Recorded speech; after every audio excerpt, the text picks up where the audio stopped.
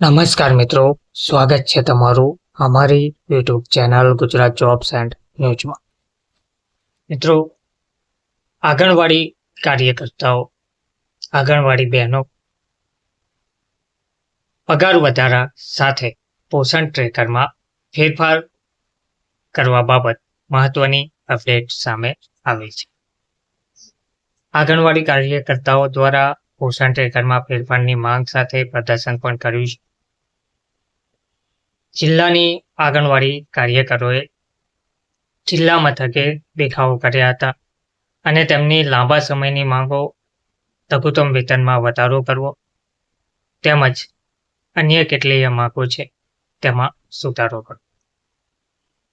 તો ગુજરાત રાજ્ય જ નહીં પરંતુ દેશભરમાં આંગણવાડી બહેનો ઘણા લાંબા સમયથી માંગ કરી રહી છે. તેમની માંગણીઓને લઈને આંદોલનની સૂચનાઓ પણ આપવામાં આવી છે. કામદારોની મુખ્ય માંગ છે કે નવા ન્યુટ્રિશન ટ્રેકરમાં ફોટો પડાવવાની જે પ્રથા છે તે બંધ કરવામાં આવે અને લઘુત્તમ વેતન જે છે તે 26,000 સુધી કરવામાં આવે. યુનિયન ડિસ્ટ્રિક્ટ સેક્રેટરી ગીતાબેનની આગેવાનીમાં પ્રદર્શનની અધ્યક્ષતામાં જિલ્લા વડા કૃષ્ણાએ કરી હતી. આ દરમિયાન union state general secretary Urmila Rawat અને CITU નેતા રમેશચંદ્ર પણ ત્યાં હાજર રહ્યા હતા. પ્રદેશ મહાસચિવ ઉર્મિલા રાવતે ગુરુવારના રોજ જણાવ્યું હતું કે ન્યુટ્રિશન ટ્રેકરમાં જે ફોટો કેપ્ચર કરવાની સિસ્ટમ છે તે વિભાગીય કામગીરીમાં અવરોધ ઊભો કરે છે. આ એપને કારણે કામદારોને ઘણી વ્યવહારુ સમસ્યાઓનો સામનો કરવો પડી રહ્યો છે.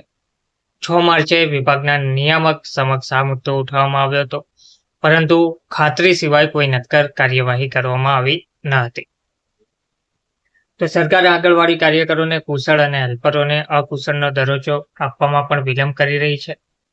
ગુજરાત રાજ્ય સરકાર દ્વારા ગુજરાતના કિસ્સામાં સુપ્રીમ કોર્ટ દ્વારા વર્ગ 3 અને વર્ગ 4માં કામદારો અને હેલ્પરોને નિયમિત કરવાનો આદેશ પણ આપ્યો છે. વિભાગે આંગણવાડી કેન્દ્રો અને કેન્દ્ર સરકારના આંગણવાડી કેન્દ્રો સાથે એકસાથે ચલાવવા સૂચના પણ આપી છે, જેના કારણે કાર્યકરોમાં મૂંઝવણ જોવા મળી રહી છે. હડતાલના સમયગાળાનું બાકી માનદ વેતન પણ હજુ સુધી આપવામાં આવ્યું નથી. આ ઉપરાંત કામગારોને સુપરવાઇઝર અને હેલ્પરના પદ પર બઢતી આપવાનો કેસ પણ પેન્ડિંગ ચાલી રહ્યો છે.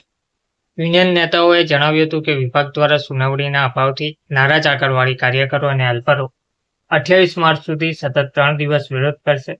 યુનિયનના નેતાઓ પુષ્પા, મુક્તા, સંતરા, પ્રિયંકા, યોગેશ, શશિબાલા, સુનિતા અને કૃષ્ણાએ પણ પ્રદર્શનમાં તેમના વિચારો વ્યક્ત કર્યા હતા. મુખ્યત્વે તેમની જે માંગો છે તેમાં ગુજરાત સરકાર દ્વારા ગુજરાત હાઈકોર્ટ દ્વારા સુપ્રીમ કોર્ટે જે વર્ગ 3 અને વર્ગ 4માં કામદારોને અને હેલ્પરોને નિયમિત કરવાનો અને લઘુત્તમ વેતનમાં વધારો કરવાનો જે આદેશ આપ્યો છે તેનો અમલ કરવામાં આવે તેવી માંગ લાંબા સમયથી ચાલી રહી છે. ધન્યવાદ.